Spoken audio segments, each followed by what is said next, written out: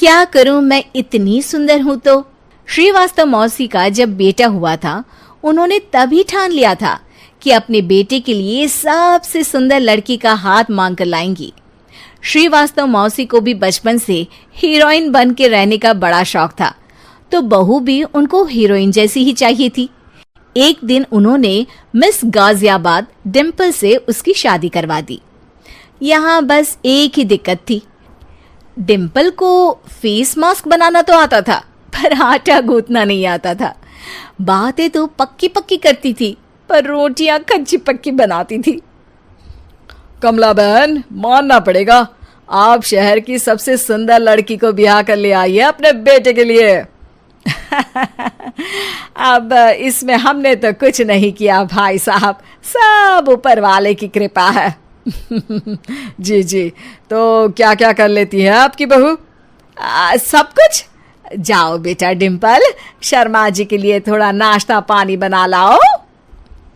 डिम्पल नजदीक जाकर श्रीवास्तव मौसी के कान में फुसफुसाती है। मम्मी जी, नाश्ता बनाना तो नहीं आता, सिर्फ पानी ले आओ। अरे बेटा, तुझे देखने कितने लोग आए हैं, इन सबको पानी पिलाने का ही इरादा है क्या? सुंदर हूँ इसलिए देखने आए हैं। क्या करूँ, मैं इतनी सुंदर हूँ तो आप ही बताओ ना, क्या करूँ मैं? अरे बेटा, कुछ मत कर, खाना बनाना सीख ले बस। श्रीवास्तव मौसी के लिस्ट में सुंदरता सबसे ऊपर आती थी और उन्हें उसी का फल मिला। उनके बेटे अशोक ने एक दिन माँ से शिकायत की। माँ, कैसी बहू ढूंढ कर लाई हो? मैं शाम को थक हार कर घर लौटता हूँ तो मुझे कहती है, आज पेडिक्योर करना है, करवा दोगे? अरे जबकि दिन भर काम करके पाँव मेरे थके थे। अरे बेटा, ठीक है ना, धीरे धीरे सीख जाएगी। अरे क्या सीख जाएगी माँ, उससे कुछ भी नहीं आता। हफ्ते भर का शेड्यूल बना लिया है उसने, पेडिक्योर, हेड मसाज, मुल्तानी मिट्टी का ये वो, अरे पता नहीं क्या क्या। अरे मुझे तो नाम भी नहीं आते।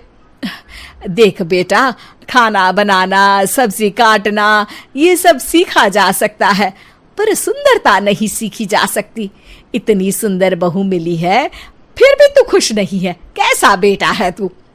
श्रीवास्तव मौसी का मानना था कि समय रहते बहू सब सीख जाएगी, पर मिस गाजियाबाद से शादी कराने के बाद घर का जो नाम हुआ है वो जरूरी है। अरे सबकी बहू खाना बना लेती है, हमारे घर में तो काम वाली दीदी भी है, पर हमारे घर में जितनी सुंदर बहू है ना, उतनी किसी के घर में नहीं। ऐसा श्रीवास्तव मौसी सबको कहती रहती। फिर एक दिन वो हो गया जो नहीं होना चाहिए था, डिम्पल को पिंपल हो गया। डिम्पल घर में छुपी बैठी थी, पर ऐसी खबर छिपती कहाँ है। शर्मा जी घर में अपने बेटी की शादी का न्योता देने आए तो उन्होंने पूछ लिया, अरे आज आपकी बहू नहीं दिख रही? हाँ, वो ना थोड़ा काम में बिजी है, आती ही होगी। और इतने में डिम्पल सही में किसी काम से वहां आ जाती है। बस शर्मा जी की नजर पड़ जाती है डिम्पल के पिंपल पर, जो उन्हें चांद पे दाग जैसा लगता है।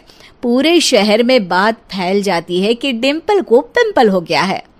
ये दिक्कत काफी गंभीर थी और श्रीवास्तव मौसी को पता था कि अगर ऐसा चलता रहा तो उन्होंने जो हासिल किया था सब मिट्टी में मिल जाएगा। उन्होंने फट से डिम्पल को अपने कमरे में बुलाया। अरे बेटा, शर्मा जी के बेटे की शादी 1 हफ्ते में ही है, हमें उससे पहले ही तुझे वापस सुंदर बनाना पड़ेगा। तू बता, तुझे मेकअप के लिए क्या क्या चाहिए? डिम्पल की दी गई लिस्ट का सामान श्रीवास्तव मौसी शाम को ही ले आती है और उसके बाद शुरू होता है डिम्पल का मेकओवर।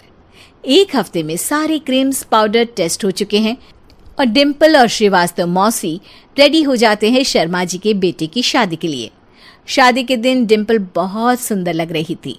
श्रीवास्तव मौसी को उम्मीद थी कि बस अब तो हर जगह वो और डिम्पल ही छाए रहेंगे, चाहे शादी किसी की भी हो।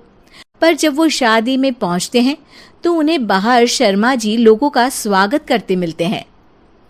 अरे कमला जी, सही समय पर आई हैं, आप ही का इंतजार था। हमने भी हमारे बेटे के लिए मिस अहमदाबाद ढूंढी है। डिम्पल और श्रीवास्तव मौसी दोनों के मुंह खुले के खुले रह जाते हैं शर्मा जी की बहू को देखकर। वो तो डिम्पल से भी ज्यादा सुंदर थी। क्यों, हमने भी अच्छी बहू ढूंढी है ना? हाँ हाँ शर्मा जी, बाकी आजकल के जमाने में सुंदरता से क्या होता है भाई। देखो, बूढ़े तो सब होते हैं। मैं तो मानती हूं कि बस रोटियां गोल बना दे, इससे ज्यादा क्या चाहिए। सुंदरता का क्या है, ढल जाती है, पर गुण वो हमेशा रहते हैं। अरे बाबा, इतना बड़ा ज्ञान आपको कोई गुरु भी नहीं देता जितना बड़ा ज्ञान आपको एक छोटे से पिंपल से मिल गया। अगले दिन जब अशोक डिम्पल से बात कर रहा होता है, कल शादी में मिस अहमदाबाद